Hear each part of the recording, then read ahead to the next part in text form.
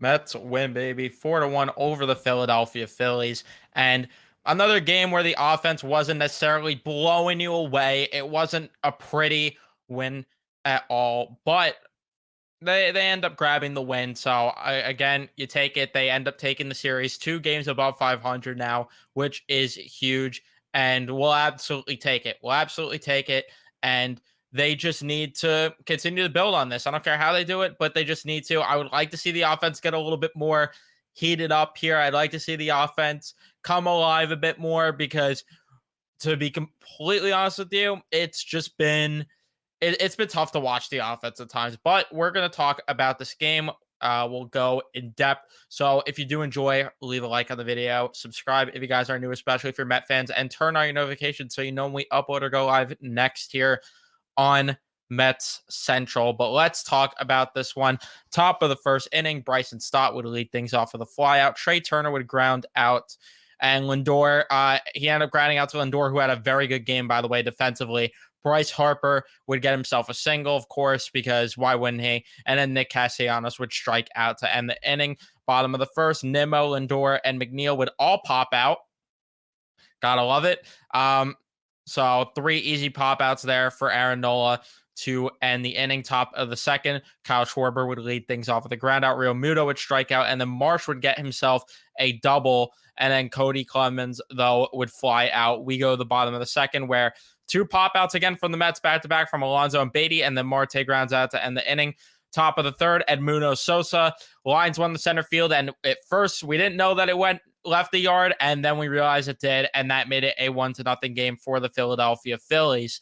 Bryson Stott then gets a single, and it looked like the cookie was starting to crumble, but thankfully he ends up working very well out of the jam, getting Turner to ground out, Harper to strike out, and then Castellanos to ground out. We go to the bottom of the third, where Vogelback draws a walk, and then Mark Canha hits one of his own to left field to make it a 2-1 ball game. So the Mets quickly respond, quickly take the lead, and Nito then would fly out, Nimmo would strike out, and Lindor would fly out. That's another thing I really would have liked for them to build off of that start of the inning and get things going, but unfortunately they just couldn't. It just is what it is.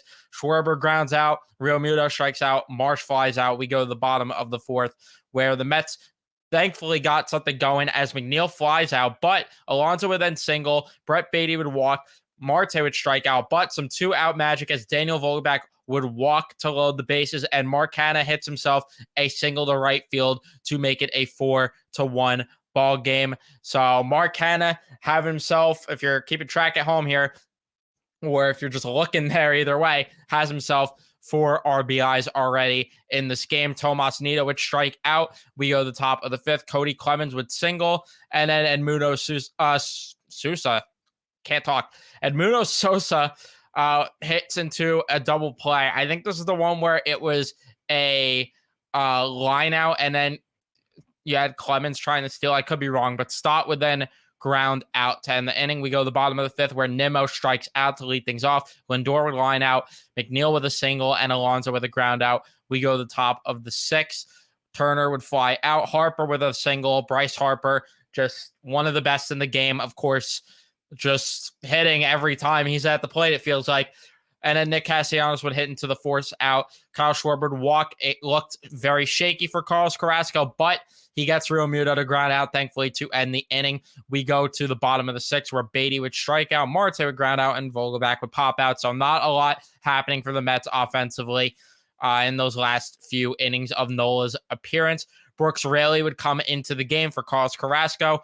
He strikes Marsh out, allows a single to Clemens, strikes out Sosa, allows a single to Stott, and then gets Turner to ground out. So it got a little shaky.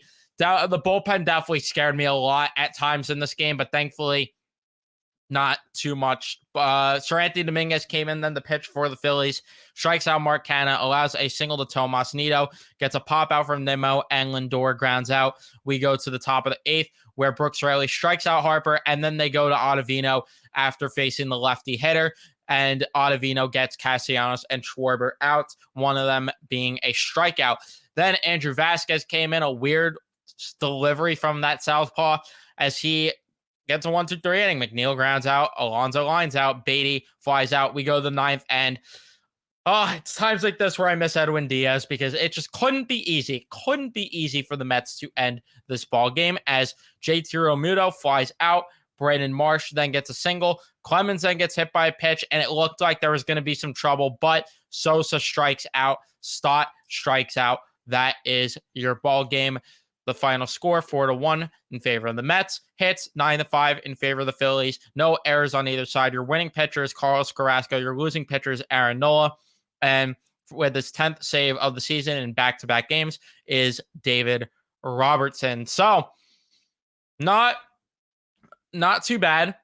Not too bad from the pitching side of things, I should say, which I think I actually want to start with the pitching because we definitely got to give a shout out. Granted, the Phillies did leave 9 guys on base. I do want to see what they were 0 for 7 with runners in scoring position. They just couldn't get a timely hit at all. But at the same time, Carlos Carrasco definitely looking a bit better. I mean, it's hard to say a lot because he still allowed 6 hits. He allowed only 1 walk, which isn't bad, but allowed, of course, the 1 home run, got 4 strikeouts. He definitely is looking better. The velocity is up, was up at least in this game, which is very nice that now in back-to-back starts, we're noticing the velocity go up. The spin was down on pretty much all of his pitches except for the 7 curveballs that he threw. But yeah, it's weird that the spin was down, the velocity was up, and he looked okay. He didn't look bad, didn't look great, didn't look bad, but this is what you need from your 5th starter. You need him to go 5 to 6 innings. You're going to expect him to allow a couple runs, but he only allowed 1 in tonight's start, and 6 hits definitely sucks, but again, for your 5th starter, it's kind of more of an expected thing.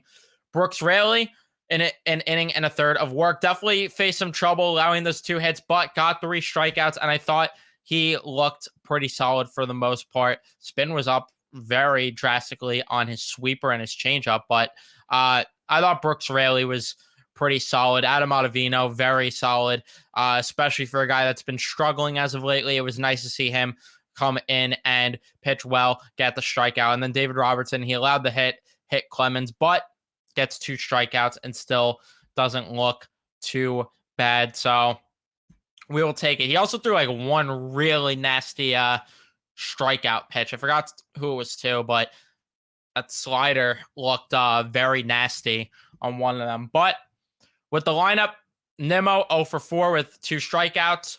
Not good. Lindor, I know he played good defensively, but 0 for 4 is just unacceptable. Flat out it can't happen. McNeil went 1 for 4. And then you had Alonso go 1 for 4. Just not enough 2 hits. Brett Beatty goes 0 for 3. Marte goes 0 for 3. Vogelback goes 0 for 1, but he gets 2 walks. I guess that's the outlier. Beatty also had a walk. CANHA, though, 2 for 3, 4 RBIs. Yeah, Mark CANHA was definitely the player of the game offensively. And 1 for 3 for Tomas Nido. And he struck out.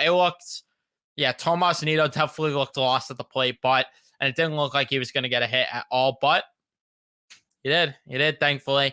But too many zeros for my likings, too many zeros, and 5 hits is just not acceptable. It just isn't. The offense needs to be a lot better. 1 for 3 with runners in scoring position, not enough opportunities with runners in scoring position, 4 left on, not enough runners on base. And for Nola, who looked like he was struggling, I really would have loved for them to have jumped on Aaron Nola. He did not look the best, in my opinion. The Savant page, it says everything looked good, but in my opinion, they had opportunities to jump on Nola more, and they just simply didn't. But the offense needs to be better. But they already won the series here, and this is a game that I thought they were going to lose, and then you would have the rubber match set for the next game. But Taijuan Walker versus Max Scherzer for the afternoon cap tomorrow. You should be in a position to win that game, but you can never fully stay confident. Taijuan Walker's having a pretty rough year. It's in the first half too. That's out of character for Mr. Taijuan Walker, as us Met fans know. And then Max Scherzer coming off back-to-back pretty solid starts. Hopefully he could continue to build on that. But let me know your thoughts on the game in the comment section down below. Would love to hear from you guys. Thank you guys so much for watching. If you did enjoy, remember to leave a like, subscribe. If you guys are new, especially if you're Met fans, turn on your notifications so you know when we upload or go live next. And I will see you in the next one. Let's go Mets.